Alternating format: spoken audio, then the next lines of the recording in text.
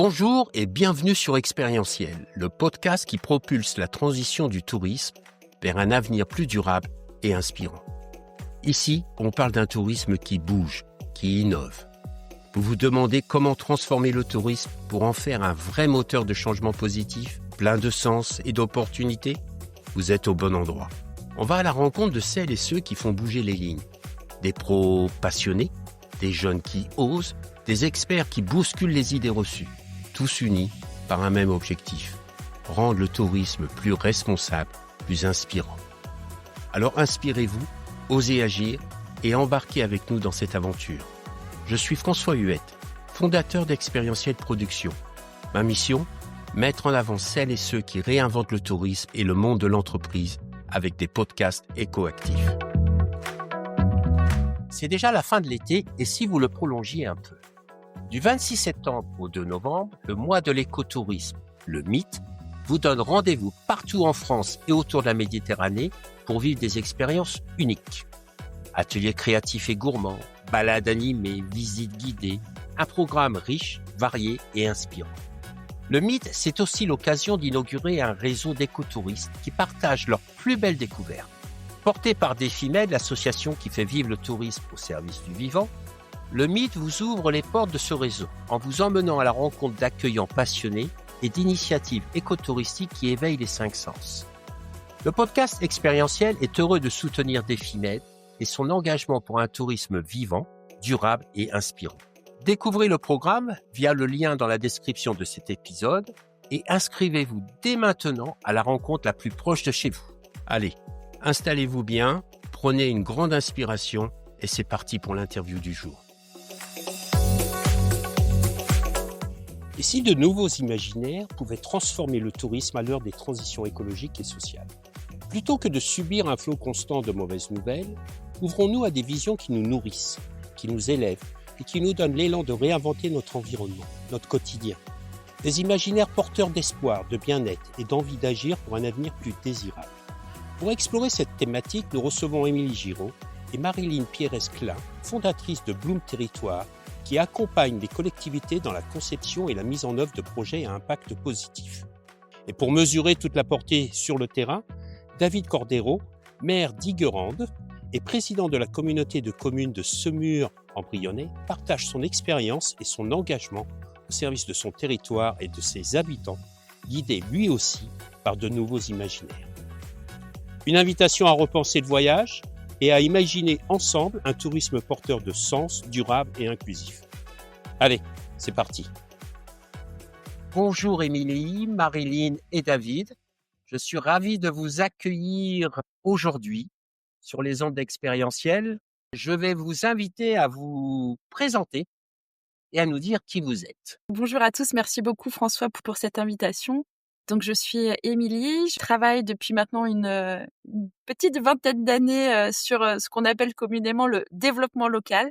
Mais voilà, moi je préfère dire que j'accompagne des projets qui ont un impact sur les territoires, qui soient portés par des collectivités, par des associations, par des entreprises, avec toujours en fil rouge le lien humain qui est quelque chose de très important pour moi. On aura l'occasion d'y revenir sur les approches qu'on essaye de développer et que j'ai le plaisir de partager avec Marilyn depuis que nous avons créé ensemble Blossom Territoire. Eh ben, je prends le relais. Donc moi, je suis Marilyn, je suis une Bretonne voyageuse, comme tout bon Breton, très attachée à mon territoire, mais également très curieuse de vivre de nouvelles expériences. Et je reviens en fait d'une expatriation en famille d'Asie du Sud-Est. J'ai vécu 5 ans. Alors je le mentionne non pas pour raconter, même si on va beaucoup raconter des histoires aujourd'hui, mais c'est plus pour témoigner en fait que cette expérience m'a aussi beaucoup transformée, changée dans ma vision du monde, dans ma vision du tourisme, de cet art de voyager qui est à la fois la rencontre de l'autre et aussi un retour sur soi. Alors peut-être encore plus en Asie du Sud-Est, où on cultive aussi cette philosophie du bonheur et du bien-être et du moment présent. Mais c'est vrai que ça m'a aussi beaucoup questionnée sur ma façon de travailler, la valeur que je pouvais proposer au territoire. Donc c'est vrai que voilà, c'est un voyage en famille, de vie qui m'a beaucoup apporté. Alors sur le plan professionnel, moi je travaille depuis, alors j'ose le dire, presque 30 ans. auprès des territoires. J'ai travaillé au sein de collectivités, au sein d'agences d'attractivité, au sein de cabinets conseils. Donc j'ai un peu éprouvé les différentes façons d'être auprès des élus et des équipes sur la valorisation d'un territoire, sur le développement local. Moi, en fait, ce qui m'a toujours plu et animé, c'est de faire se rencontrer des mondes qui avaient tendance un petit peu à s'ignorer ou en tout cas avaient du mal à dialoguer ensemble et de créer ensemble des projets communs au service du territoire. Ça, c'est le fil rouge aussi que je partage avec Émilie sur mon parcours professionnel depuis 30 ans. Et puis, on a la chance d'accueillir David, un élu, maire, engagé et qui va nous partager son expérience, son déclic. David, je vous laisse la parole. Merci. Alors, je sais pas si c'est un déclic, hein. En tout cas, effectivement, je suis maire d'une commune de 1000 habitants au sud de la Saône-et-Loire depuis 2020.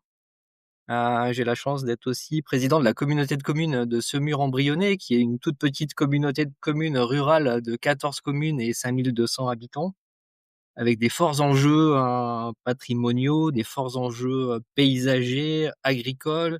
Et donc, c'est un formidable laboratoire, en fait, de l'action publique. Moi, je trouve qu'on a la chance d'être dans un pays quand même où, quand on devient élu, certes, c'est un engagement, mais c'est aussi une capacité de faire plein de projets avec les habitants, d'embarquer tout le monde. Et donc ça, c'est le fait depuis quelques années. Et puis, donc l'expérience qu'on a conduit à Ygrande, on est en train de la développer à l'échelle de l'intercommunalité, voire de 3 intercommunalités maintenant. Donc voilà, on est un territoire d'expérimentation. Qu'est-ce qu'on entend exactement par imaginaire? Ça veut dire quoi? Les imaginaires, c'est un peu l'ensemble des normes, des codes sociaux, des représentations qu'on a chacun dans nos têtes, qui sont diffusées par différents médiums, on va dire. Ça peut être la publicité, ça peut être les films, ça peut être notre éducation, ça peut être l'école, etc. Et ces imaginaires ont forcément une influence sur nos choix, sur notre capacité à agir ou à ne pas agir. Et c'est un élément sur lequel les acteurs de la transition se sont quand même beaucoup poser de questions. On sait maintenant que les enjeux sont quand même globalement assez bien conscientisés par les gens, les enjeux en lien avec le changement climatique, la nécessité qu'on doit changer aussi nos comportements. Et pour autant, on a un blocage sur le fait de pouvoir changer nos façons de faire. Et il y a des travaux assez passionnants qui ont été conduits par des chercheurs sur finalement, est-ce que un des leviers pour nous aider à passer à l'action, ce serait pas d'accompagner les gens à développer de nouveaux imaginaires, ou en tout cas à changer leurs imaginaires, qui soient plus en lien avec les enjeux qui sont les nôtres, mais qui soient aussi enthousiasmants. C'est-à-dire, si on veut passer à l'action, on peut pas seulement être sur la contrainte. Il faut aussi qu'on donne envie aux gens d'aller vers quelque chose qui soit différent, qui soit effectivement pas forcément ce qu'on connaît, mais qu'on soit en capacité d'inventer finalement des nouvelles façons de faire, des nouvelles façons d'être, d'imaginer autre chose. Nous, ça nous a amené à réfléchir à ces sujets d'imaginaire des récits. Peut-être juste quelques ressources littéraires pour ceux que ça intéresserait. Il y a un chercheur notamment sur Nice qui s'appelle Yannick Rumpala, qui est un chercheur en sciences politiques, qui a beaucoup travaillé sur le lien entre science-fiction et transition écologique. Et il a observé en quoi est-ce que la science-fiction notamment était vraiment un laboratoire pour imaginer tout un tas de scénarios qui nous aidaient à problématiser en fait les enjeux qui seraient les nôtres à l'avenir, et avec parfois des récits de science-fiction qui, à l'époque où ils ont été écrits, étaient finalement assez novateurs, mais on se rend compte qu'aujourd'hui, on est un peu là-dedans. Voilà, il y a d'autres auteurs comme Rob Hopkins, par exemple, qui travaillent vraiment sur ce lien entre comment est-ce que, en travaillant nos imaginaires, en imaginant dans notre tête des nouvelles façons de faire, on a plus de chances que ça advienne, en fait, en quelque sorte. Tous ces travaux nous ont amenés à réfléchir sur comment est-ce que nous, dans notre travail, on pouvait accompagner les élus, les techniciens, les habitants à faire un pas de côté par rapport à des approches techniques et à s'autoriser en fait de la créativité, à s'autoriser à faire un pas de côté pour pouvoir imaginer d'autres choses qui soient à la fois enthousiasmants, qui réenchantent en fait un petit peu cette envie de faire ensemble. On se rend compte que c'est des outils qui sont très très puissants. Je partage rapidement une petite expérience là que j'ai eue la semaine dernière. J'ai accompagné un club de directeurs d'office de tourisme dans un département dans lequel la filière touristique a une part très importante. On devait les accompagner sur un peu une feuille de route stratégique sur voilà, qu'est-ce qu'ils avaient envie de faire ensemble. Et on a travaillé sur un atelier récit dans lequel ils se sont projetés en 2035 sur les enjeux qui devaient être les leurs. et comment eux, en tant qu'acteurs, finalement, ils ont écrit une histoire sur leur façon de se réapproprier ces enjeux et quelles seraient les actions qu'ils allaient mettre en place. Donc tout de suite, quand on commence à parler de récit, on voit qu'il y a un peu de, pas de scepticisme, mais un petit peu une crainte aussi d'aller sur ces approches qui sont très émotionnelles en fait. Et finalement, de fil en aiguille, il y avait plusieurs groupes, ils ont écrit des récits coopératifs, prospectifs, et à la fin de la journée, ce qui est ressorti, c'est un peu comme une bouffée d'oxygène de se dire, mais finalement, on est parti sur un format sur lequel on n'a pas du tout l'habitude d'aller. On a fait preuve de créativité, on a fait un pas de côté, on serait jamais allé aussi loin si on était resté sur une approche classique. Et dans les récits, les enjeux ressortaient, des pistes d'action très concrètes sont ressorties et surtout, cet enthousiasme, cette joie d'avoir fait ensemble, d'avoir croqué quelque chose sur des territoires qui ont des tailles très différentes, des budgets différents. Mais finalement, à travers le récit, on se rend compte qu'on a une vision partagée et qu'on a envie de faire des choses ensemble. Oui, alors quand on est élu d'une commune rurale, en fait, la première question qu'on se pose, c'est comment participer au bien-être de sa population et comment la projeter, en fait, vers un avenir désirable. Effectivement, à l'époque des transitions, là, on doit se poser vraiment ces questions et le risque, c'est un peu le délitement de notre société, puisqu'on est dans des lieux qui peuvent être à la fois très rural ou urbains, mais avec des modes de vie qui s'uniformisent complètement, voire des territoires qui peuvent s'uniformiser, en fait, hein. On est au milieu d'une zone d'activité ou d'un lotissement, on peut être n'importe où et en fait, on a le même paysage, la même chose. On a la possibilité d'aller vers un monde lisse, homogène, uniforme et triste finalement. Et si on veut préserver son territoire, si on veut préserver une société locale, en fait, l'objectif, c'est de créer une fierté de son territoire. Mais pour ça, en fait, il faut le connaître, il faut l'imaginer, il faut le projeter. Et donc, la préservation, elle passe par ça, à mon avis.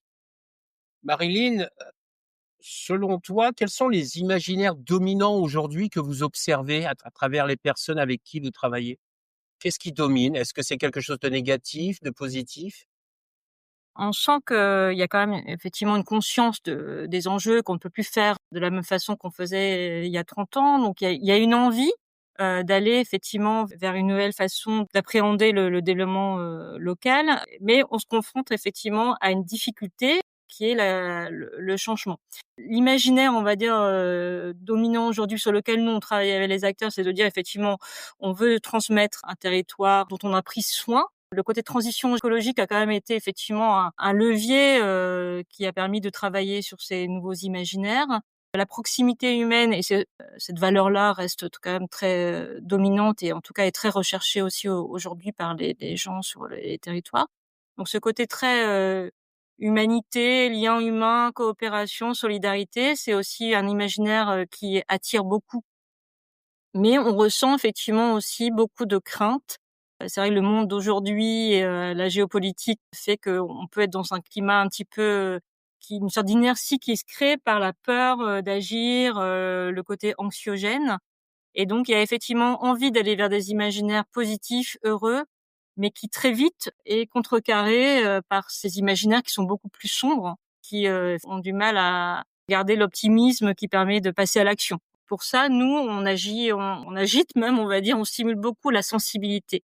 Pouvoir effectivement raconter et explorer, d'où le nom de ce qu'on a pu mener à Grande avec David sur les explorations sensibles.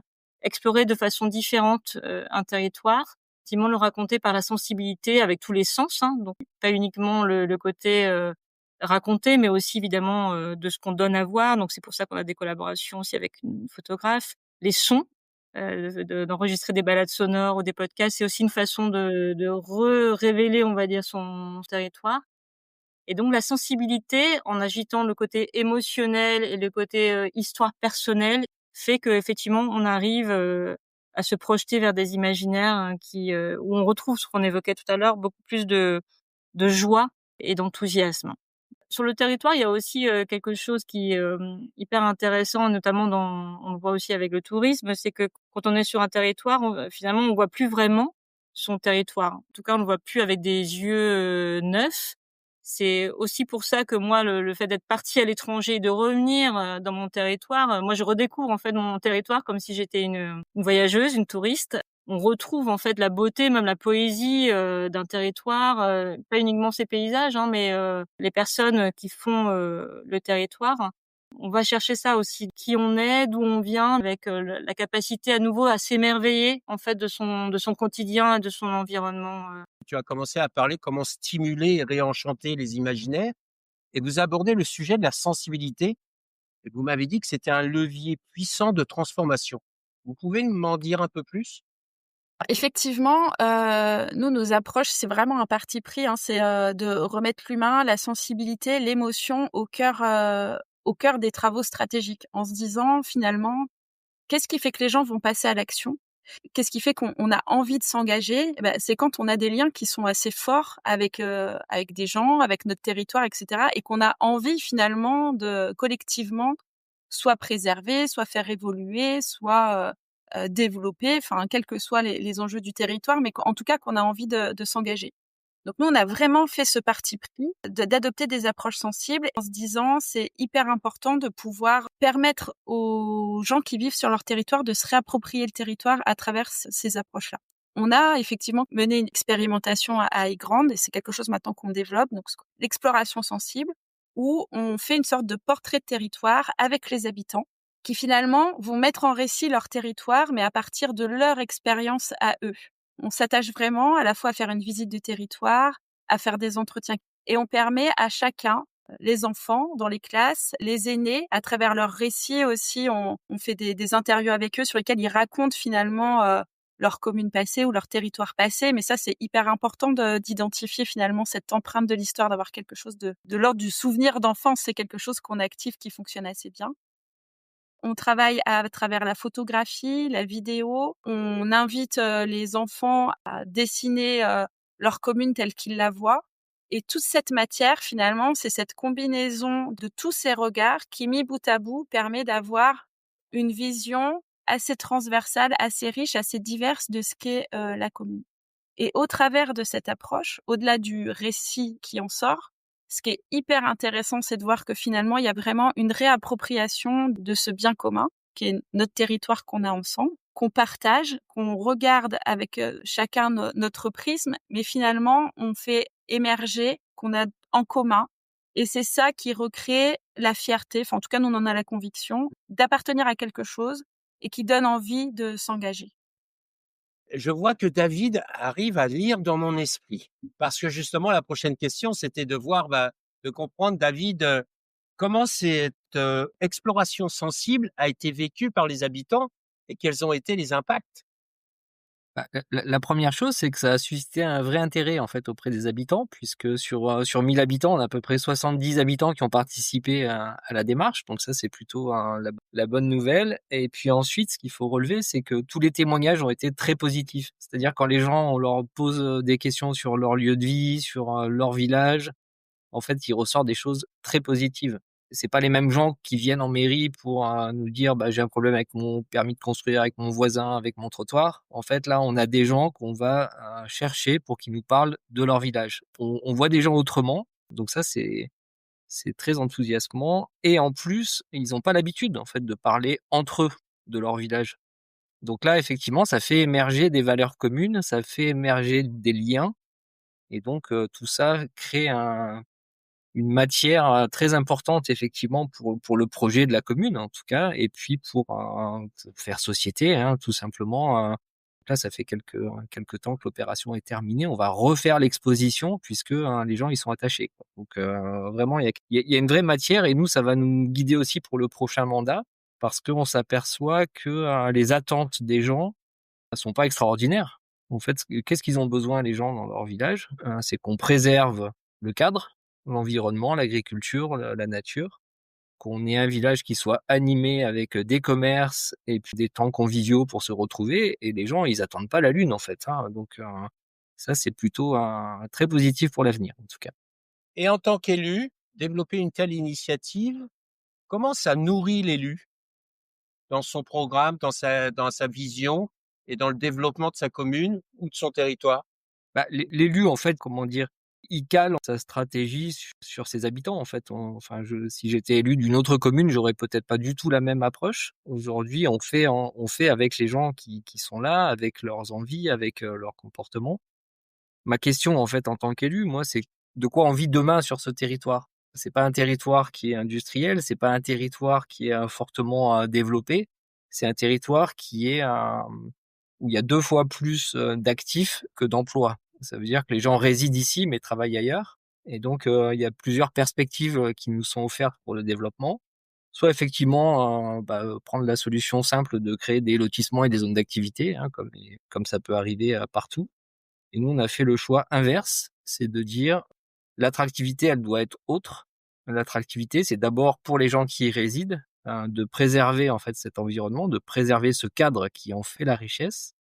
Et le développement se fera autrement avec des gens qui choisissent ce territoire pour faire un projet et non pas juste pour venir y vivre.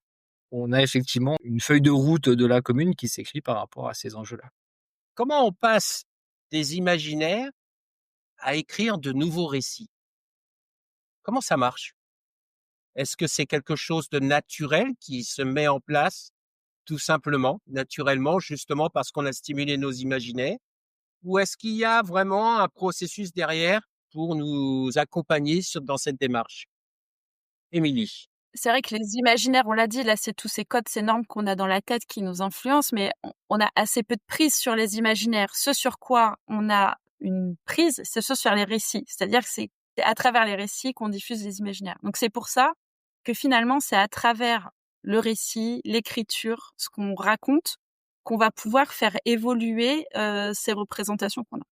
Donc c'est vraiment une façon de travailler qui met en situation les habitants, les élus, les techniciens, à travers finalement l'écriture, à travers la créativité, de se projeter sur un monde qui est différent. Donc dans les consignes, c'est hyper important de leur dire, là, on n'en est pas encore au plan d'action, donc on se met pas de limite de réflexion. Projetez-vous dans ce que vous percevez être l'avenir dans les 10-15 prochaines années. Qu'est-ce que vous voyez? Qu'est-ce que vous ressentez? Qu'est-ce qui a changé? Qu'est-ce qui a évalué? Et surtout, ce qui est hyper important, c'est de les mettre, eux, en situation d'être le héros de leur histoire. Parce que c'est là qu'on commence à travailler le passage à l'action. C'est-à-dire, OK, dans cet environnement que vous avez imaginé, vous êtes un acteur, vous êtes le héros de l'histoire. Qu'est-ce que vous faites? Qu'est-ce que vous faites pour vous adapter? Qu'est-ce que vous avez fait changer dans votre façon de faire? Quelle coopération vous avez développée? Quelles actions vous menez? Et on leur fait travailler sur tout un scénario en fonction des thématiques. C'est des scénarios qui sont assez variables. Là, je vous partage une expérience qu'on a eue sur une commune du sud de la France. On travaille dans le cadre d'un plan paysage. Donc, c'est le projet vraiment d'aménagement. On a travaillé avec les habitants et on leur a dit, bah voilà, choisissez un lieu sur lequel, pour vous, il y a des vrais enjeux d'aménagement. On est en 2035. Toutes les recommandations que vous aviez faites pour le plan paysage ont été prises en compte. Donc, on est dans la version idéale. Qu'est-ce qui se passe sur le lieu? Qu'est-ce que vous voyez? Qu'est-ce que vous ressentez? Est-ce qu'il y a des gens qui viennent partager ce lieu avec d'autres, etc. Donc, ils écrivent leur scénario. Et ensuite, on leur dit, choisissez une forme d'écriture. Donc, ça peut être une carte postale, ça peut être un dialogue entre une personne âgée, un enfant, enfin, quelque chose qui leur fait faire un pas de côté par rapport à des approches très, très techniques. Et ils racontent leur vision idéale de ce lieu qui a changé. Et ça, c'est très puissant parce qu'à travers cette créativité, il y a des choses très opérationnelles, très concrètes qui ressortent, mais surtout, qu'est-ce qu'on va chercher? C'est des aspirations des gens. C'est qu'est-ce qui leur donne envie, ce vers quoi ils ont envie d'aller. Et ça, c'est très précieux pour les équipes, notamment là, en l'occurrence de la municipalité, de se dire, voilà, on perçoit finalement quelles sont ces aspirations. Et souvent, les aspirations sont assez convergentes. Donc, c'est vraiment à travers un média, qui est ce média de l'écriture, de l'imagination, on se projette sur quelque chose qui est différent de ce qu'on vit aujourd'hui. On fait fi de nos contraintes pour aller vraiment sur les aspirations, les possibilités, la créativité. Et là encore, je vous évoquais l'atelier que j'ai mené avec des directeurs d'office du tourisme. Et un des retours que j'ai eu, c'est je me serais jamais autorisée à aller aussi loin si on avait été dans un atelier classique d'intelligence collective. Un directeur de thé me disait, j'ai proposé des choses qui auraient pu paraître farfelues, mais finalement, une fois qu'elles sont posées, on se rend compte que c'est possible, en fait, ça peut être réaliste. Quand vous dites comment est-ce qu'on passe des imaginaires au récit, c'est plutôt comment est-ce qu'à travers le récit, on va changer nos perceptions, nos représentations et créer des nouveaux possibles qui sont alignés avec les enjeux auxquels chaque territoire fait face, qui sont des enjeux différents. Mais c'est hyper important de partir de les enjeux du territoire pour imaginer ce qu'on peut faire ensemble de différent, de durable, de robuste, et d'enthousiasmant. C'est une façon de remettre aussi chacun à la place qui est la sienne, mais dans sa possibilité de passer à l'action. Marilyn, comment on fait pour transmettre, parce que David expliquait tout à l'heure que sur une commune de 1000 habitants, il y en a 70 qui sont venus. Comment on fait pour transmettre et pour fédérer le plus grand nombre sur ces nouveaux récits? Il y a plusieurs, leviers. Je pense que déjà, il y a effectivement, être conscient que ça se décrète pas en lançant comme ça le truc et puis ça va se faire tout seul. Je veux dire, il y a des méthodes professionnelles pour aller, rechercher, susciter, il y a des outils qui existent et cetera pour aller, à la rencontre du plus grand nombre. Nous, avec, Émilie, au sein de Notion de Territoire, c'est vraiment ça, je pense, une de nos valeurs ajoutées. C'est effectivement pouvoir, proposer des outils et des leviers pour fédérer le plus grand nombre. Et donc c'est déjà d'aller chercher les gens, qui sont pas toujours, visibles, qui sont pas toujours dans les cercles dans lesquels on est habitué, que ce soit au niveau du développement économique ou touristique, de faire prendre conscience aux acteurs dans une démarche qu'il faut aller à la rencontre de tous et que c'est bien l'ensemble des habitants et des acteurs, qu'il faut de rencontrer parce qu'en fait, c'est de cette altérité-là que naît la créativité et l'innovation. En fait, la puissance d'un atelier, c'est vraiment ces regards croisés que l'on veut aller susciter, que l'on veut aller stimuler et donc effectivement sortir un peu de son cercle habituel, de son réseau habituel, casser un peu les cloisons, casser les silos quoi, d'aller à la rencontre des différentes personnes. Après, c'est effectivement comment les convaincre de rejoindre la dynamique. Et ben en fait, ça, on se rend compte que c'est beaucoup moins difficile que ce qu'on peut nous dire au départ en disant: «Non mais on n'y arriverait jamais, les jeunes, ils vont pas être intéressés, et cetera. Les acteurs, ils ont rien à dire». C'est faux. Nous, on le voit sur chaque territoire, à chaque fois, quand on s'intéresse, en fait, aux gens, à la vie des gens, ils ont plein de choses à raconter et ils ont aussi, surtout, plein d'idées. Il suffit de pouvoir leur donner effectivement cette visibilité-là et cette opportunité de prendre la parole, pour que se passent vraiment des choses, hyper intéressantes. La sensibilité, l'émotionnel, la rencontre humaine, à l'heure d'un monde de plus en plus technologique, il y a rien de plus puissant. On est toujours hyper épatés. Pour compléter ce que dit Marine, c'est vrai que c'est dur en fait, hein, de travailler avec tout le monde et d'aller chercher tout le monde. Nous, on essaie de le faire par une démarche, globale en fait sur la commune. On a fait beaucoup d'échanges participatifs, des réunions sur tous les sujets pour que les gens, bah, viennent, nous parler des problèmes de sécurité, de déchets, voilà, sur toutes les thématiques. On a fait des réunions, tout au long du mandat. On a fait un conseil municipal d'enfants, en fait. On a fait, des lieux pour que les gens se rencontrent. On a un tiers-lieu là qui a été créé après le Covid, avec les habitants. Il faut que toutes les occasions, de créer la rencontre entre les personnes, soient là parce que la tendance, elle est quand même à l'isolement. Elle est quand même au repli, sur des cercles familiaux ou amicaux et le côté, participatif, il faut absolument le travailler sur la durée et sur tous les sujets. La deuxième chose, c'est que, il faut aussi, à la fois créer la fierté de son territoire, l'identité, très forte. Donc ça se fait par, plein de sujets aussi, hein, sur quand on parle d'un document d'urbanisme, le fait de, pas construire de lotissement, ça participe aussi, de la société qu'on veut demain. Dans notre PLU, par exemple, on a interdit de construire des murs dans les zones naturelles et agricoles, hein, parce que quand on construit des murs, on s'isole. On crée aussi des lieux, de rencontres, fortuites, hein. Quand la voie verte a été créée à Ygrande, des gens se sont retrouvés là qui s'étaient pas vus depuis, plusieurs années, des habitants de la commune, en disant: «Bah, ça y est, il y a des espaces extérieurs où on peut se retrouver». Donc tout ça, en fait, fait partie, en fait, de la solution mais c'est vraiment à travailler sur la durée. Et est-ce que ça veut dire que ce que mentionnait Marilyn sur le lien humain, la relation à l'autre, a évolué en mettant en place ce programme? En tout cas, elle s'est révélée, alors après moi c'est ce que je fais toute la journée, que les gens s'entendent, hein, que les élus s'entendent, que d'une commune à l'autre on s'entende, que, d'un territoire à l'autre on soit pas en concurrence mais plutôt en coopération, que les gens se connaissent en fait, qu'ils aient pas peur de l'autre. Là, on est en train de faire une, nouvelle expérience, c'est un contrat de réciprocité entre la commune d'Ygrande et la commune de Lyon. C'est à 100 kilomètres. On a des enjeux alors qui sont aussi sur le tourisme. Alors le maire de Lyon se dit comme nous que, c'est mieux de faire du tourisme de proximité plutôt que de partir en week-end à l'autre bout de l'Europe et donc on est dans une logique de coopération touristique, de slow tourisme qui se met en place, en se disant: «Bah, et si les Lyonnais venaient passer une journée, dans le Brionnais? Et si les Brionnais allaient passer une journée à Lyon?» Et on va faire des communications communes pour encourager en fait l'interconnaissance. En fait, la peur sur les territoires, elle vient aussi de la méconnaissance de l'autre, du voisin ou un peu plus loin. Et les relations ville-campagne, ça fait partie aussi de notre sujet, il me semble. Oui, je voulais juste réagir, sur ce que disait David et qui est essentiel, c'est, les récits ne changent pas tout. C'est-à-dire qu'il y a effectivement ensuite tout ce travail de lien, d'animation que font les acteurs sur le terrain, les élus, mais aussi les entreprises, les associations qui contribuent à ce changement de paradigme, on pourrait dire. Donc voilà, faut aussi remettre le sujet des récits à sa juste place. Pour nous, en tout cas, c'est vraiment un outil qui a cette vocation à mettre en mouvement, à fédérer et après, bien entendu, l'action concrète se met en place et c'est par cette animation au quotidien que les choses peuvent évoluer sur le long terme et de façon pérenne. Et pour compléter, je dirais que le récit, il doit être cohérent avec la politique publique locale. En gros, on peut valoriser un territoire dans sa dimension patrimoniale, paysagère, etc. Il faut absolument que la commune ou la collectivité soit en cohérence dans ses projets d'urbanisme, dans ses projets de construction.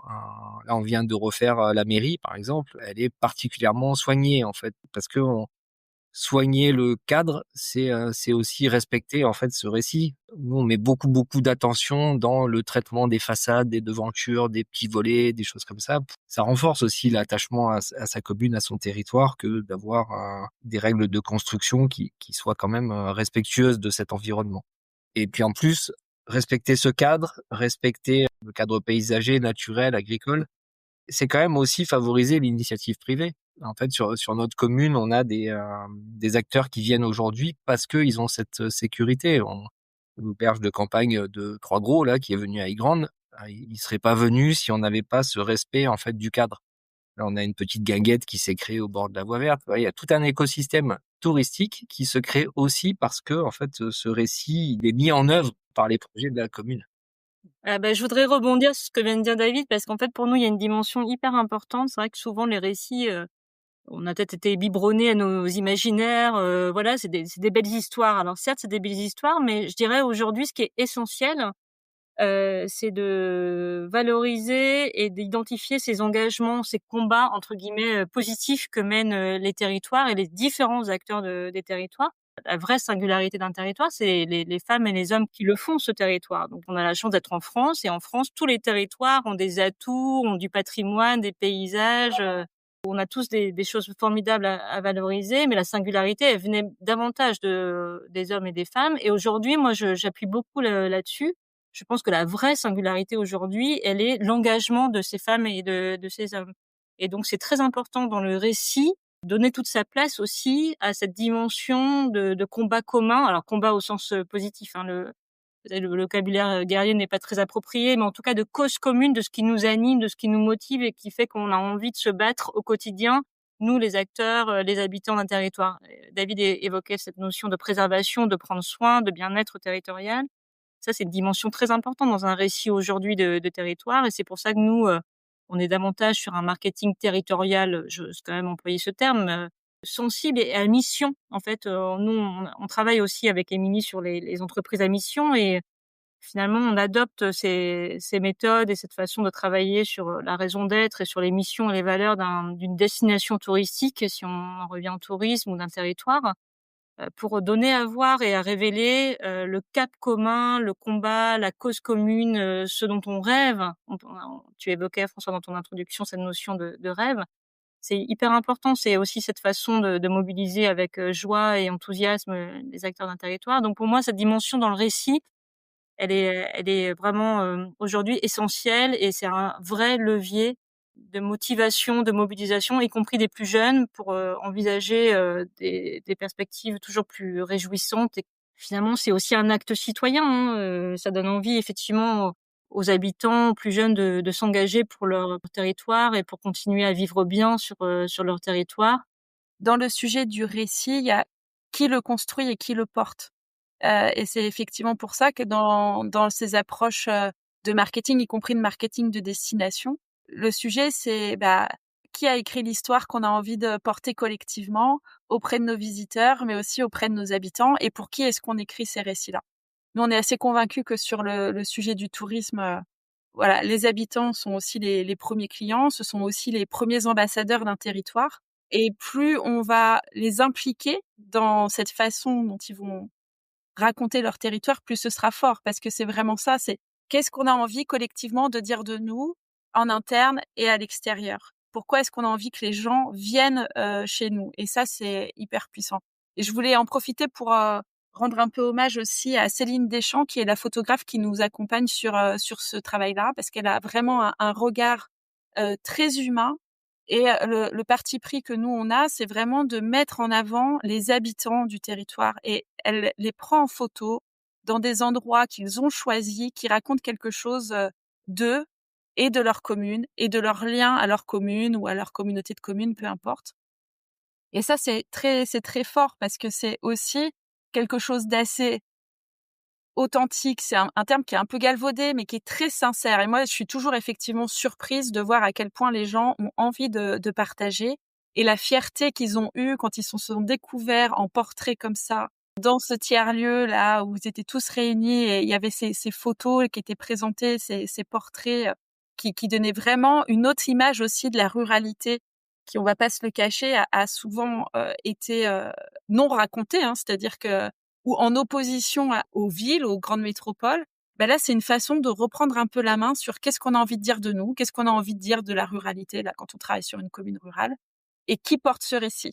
Et nous, en tout cas, on a à cœur de dire que c'est aussi aux habitants de porter le récit qu'ils ont envie de raconter et qu'une façon de le porter, c'est aussi de les mettre en image en fait. Je suis entièrement d'accord. Peut-être qu'au lieu de faire du marketing avec le lieu à découvrir, les meilleurs ambassadeurs, c'est les habitants. De leur permettre de pouvoir en parler avec leurs mots, avec leurs expressions, apporte une certaine authenticité. À partir du moment où c'est bien sûr fait toujours de manière naturelle. Et je trouve ça très intéressant parce que je pense que le marketing, par rapport aux imaginaires et aux récits, il doit aussi évoluer. Peut-être qu'on devrait arrêter de vendre du produit et proposer des expériences humaines, des relations humaines, du vivant, de l'humain. Tu parlais d'altérité, moi je parle aussi d'amour, je veux dire d'amour pour son territoire, d'amour pour l'autre. Je trouve qu'on n'utilise pas assez le mot amour, malheureusement, dans notre société. Ça me fait penser aussi dans les entreprises, parce qu'on voit quand même que certaines entreprises sont quand même à mal, il y a du désengagement et que de développer une raison d'être, une cause commune, un projet commun, où chacun peut contribuer et trouver sa place, est extrêmement fédérateur. On en a besoin.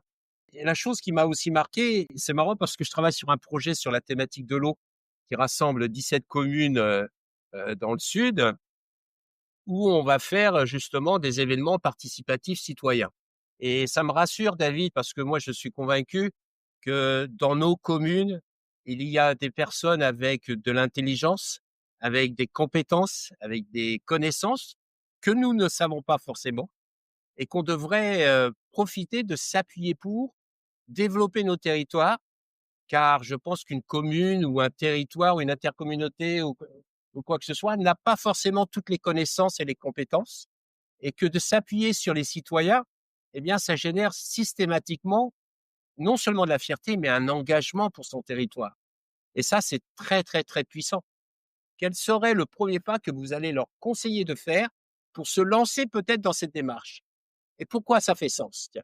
Je vais partager, nous, un petit exercice qu'on fait faire à chaque fois qu'on commence. On leur demande de réfléchir pour un peu se mettre dans ce bain des imaginaires à un récit qu'ils ont écouté, lu. Donc, ça peut être un livre, un podcast, une interview, un échange qu'ils ont eu avec quelqu'un, quelque chose qui les a inspirés en tout cas, et d'expliquer pourquoi et en quoi ça les a inspirés, et d'observer finalement dans quel état émotionnel ça les met. Et c'est super chouette parce qu'effectivement, on se rend compte qu'on a tous, nous, été inspirés dans notre vie par quelque chose qu'on a lu, un roman, ça peut être quand on était plus jeune ou ça peut être aujourd'hui, ou quelque chose qu'on a entendu qui nous a fait switcher ou voir les choses différemment. Et en fait, c'est se poser la question des imaginaires, c'est ça, simplement. C'est se dire, voilà, qu'est-ce qui, moi, m'inspire et qu'est-ce que ça génère chez moi d'enthousiasme, de bien-être, de peut-être changer un peu de regard sur une situation qui pouvait me sembler compliquée ou Voilà. Donc c'est une première façon déjà de se mettre peut-être dans un état d'esprit positif et une ouverture. Oser, oser sortir des murs, aller à la rencontre de vos habitants, des jeunes, des visiteurs, des entreprises. Il se passera toujours quelque chose de forcément génial. Bah, moi, j'ai peut-être un message à mes collègues élus, s'ils nous écoutent dans nos communes rurales. En fait, moi, je trouve qu'on fait pas assez de prospective. On est toujours en réaction, en fait, à des politiques publiques parce que c'est l'actualité par rapport à des demandes, imminentes des habitants et moi, je voudrais qu'on prenne un temps de recul. En fait, se poser la question: «C'est quoi ma commune dans 30 ans?» Pour avoir un avenir désirable, il faut l'imaginer avant, quoi. C'est-à-dire que, enfin, comme en matière de prospective, en fait, il n'y a pas de vent favorable pour celui qui ne sait pas où il va, quoi. Donc, se projeter dans un avenir désirable, le partager avec les habitants, et finalement, c'est enthousiasmant aussi pour son projet communal, quoi. Donc, je pense que c'est une question vitale. Merci beaucoup à vous trois. Vu que c'est la rentrée, allez, plongeons dans les imaginaires et écrivons de nouveaux récits ensemble. Merci beaucoup. Merci. Merci. Merci. Et voilà, c'est déjà la fin de cet épisode expérientiel. On espère qu'il vous a donné envie d'agir, de réfléchir, ou simplement de voir le tourisme autrement. Si ça vous a plu, partagez-le autour de vous, parlez-en, ou laissez-nous un petit commentaire, ou des étoiles. Ça compte beaucoup pour nous. On se retrouve très vite pour de nouvelles rencontres avec celles et ceux qui bougent les lignes et font du tourisme une vraie force positive. Merci de nous avoir écoutés, prenez soin de vous et surtout, restez inspirés.